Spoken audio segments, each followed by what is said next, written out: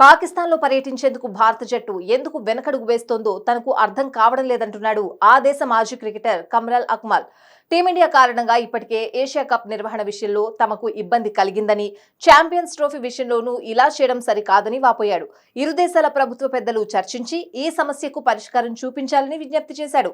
2017 తర్వాత నిర్వహిస్తున్న ICC champions trophy 2025 ఆతిథ్య దేశంగా పాకిస్తాన్ ఎంపికైంది. అయితే ఈసారి కూడా భారత జట్టు విషయంలో తటస్థ వేదిక గురించి చర్చ మొదలైంది. ఈ నేపథ్యంలో మాజీ wicket keeper batter Kamran Akmal మీడియాతో తన అభిప్రాయాలు పంచుకున్నాడు. ఆస్ట్రేలియా వంటి జట్టే మా దేశ పర్యటనకు వచ్చినప్పుడు టీమిండియా ఎందుకు రావడం లేదు? ఇండియా పాకిస్తాన్ మధ్య ద్వైపాక్షిక సిరీస్లు నిర్వహించాల్సిన ఆవశ్యకత ఉంది. ఇందుకోసం ఇరు దేశాల ప్రభుత్వాల పెద్దలు కూర్చుని చర్చించాలి. అలా అయితే క్రికెట్ కు ఎంతో మేలు చేకూరుతుంది. తొలుత ఏషియా కప్ నిర్వహణను పాక్ నుంచి లాగేసుకున్నారు. ఇప్పుడు ఛాంపియన్స్ ట్రోఫీ విషయంలోని అలాగే వ్యవహరిస్తున్నారు.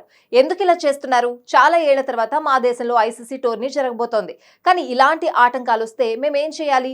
అయినా ఇండియా వెళ్లేందుకు మా ఆటగాళ్లకు మా ప్రభుత్వం అనుమతినిస్తున్నప్పుడు భారత ప్రభుత్వం ఎందుకు టీమిండియాను ఇక్కడికి పంపదు? దయచేసి రాజకీయాలకు అతీతంగా ఆటను చూడండి అని కమ్రాన్ అక్మల్ విజ్ఞప్తి చేశాడు.